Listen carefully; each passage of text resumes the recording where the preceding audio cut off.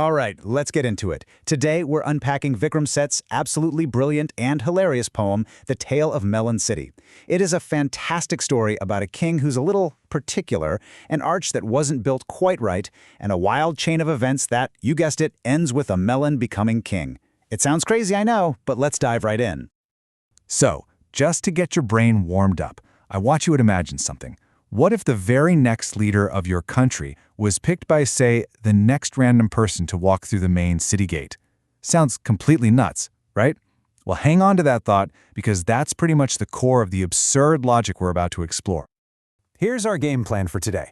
First, we'll meet the so-called just and placid king who kicks this whole thing off. Then we'll follow the chaotic, finger-pointing blame game. After that, we'll see how a simple demand for justice goes completely off the rails, leading to the grand finale, the coronation of King Melon. And once the story's told, we'll unpack what it all really means. Okay, part 1, a just and placid king. Every good story needs a main character, and ours starts with a ruler who has a big idea. But, as we're about to find out, his personality might not be quite what it seems on the surface. So the poem opens by telling us the king is two things: just, which means he's supposed to be fair and righteous, and placid, meaning he's calm, cool, and collected. Now, I want you to keep those two words in your head because they are about to be put to the ultimate test. So this king decides he wants to build a huge, magnificent arch over the main street, and the reason he gives is to edify spectators. That's just a really fancy, old-fashioned way of saying he wanted to build something impressive to teach his people a moral lesson. You know, inspire them. And here it is, the moment it all goes sideways. The king is riding triumphantly under his brand new arch and, bonk, it's too low. It knocks the crown right off his head. And just like that, his placid, calm face disappears. He is furious. He calls it a total disgrace. And that brings us to section 2, the great blame game. A king who's had his crown knocked off needs someone to punish, right? Well, this kicks off one of the most ridiculous, circular blame games you'll ever read. So, the king immediately orders the chief of builders to be hanged, but the chief says, "Whoa, not me, it was the workmen." The workmen say, "Nope, not our fault, the bricks were made the wrong size, blame the masons."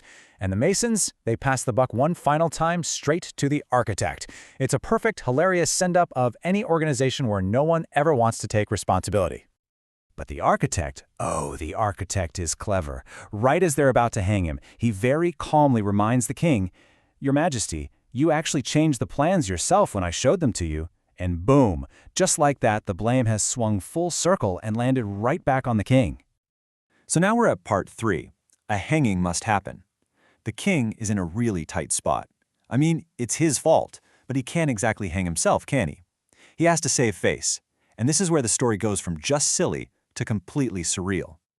Totally flustered, the king announces that this is a tricky thing and calls for the wisest man in the whole country to give him advice.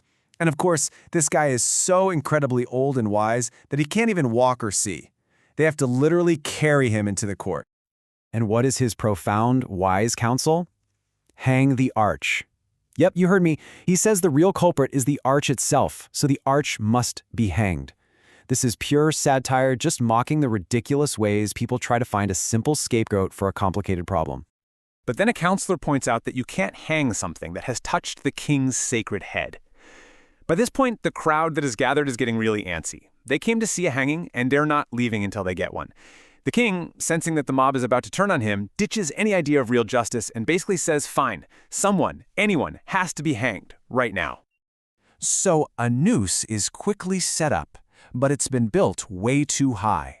In a desperate move, they decide to measure every man in the city to find someone tall enough to fit. And after all that searching, they find exactly one person. And here is the poem's most brilliant, ironic twist.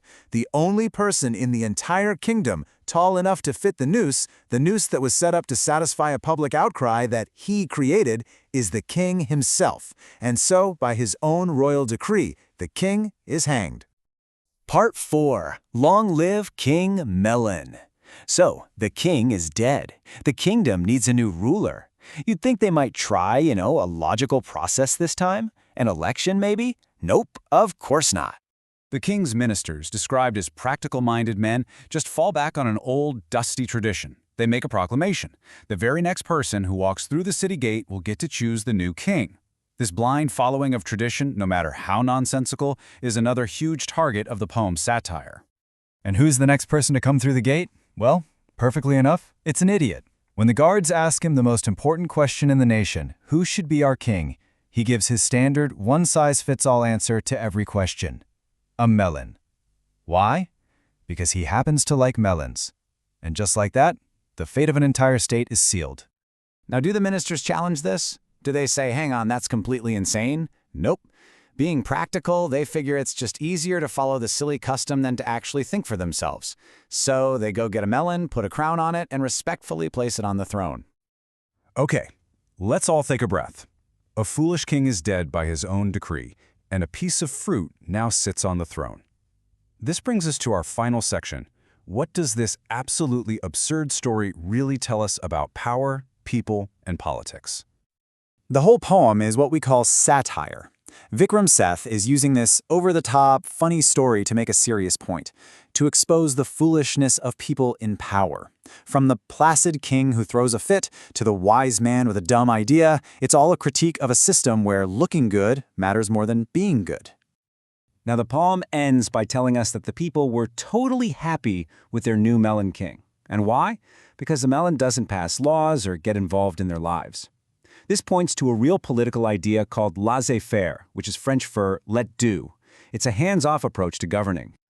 So if we boil it all down, what's the big message here? Well, the poem is clearly making fun of blindly following old customs and the silliness of bureaucracies, where nobody takes the blame.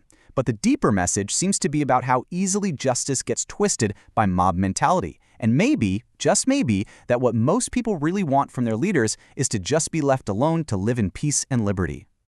And that leaves us with one last, really interesting question to chew on. The people of the city are perfectly happy being ruled by a melon that does nothing. So is the story suggesting that the best kind of government is one that governs the least? Or is it a warning about what can happen when people stop caring who or what is actually in charge? Something to think about.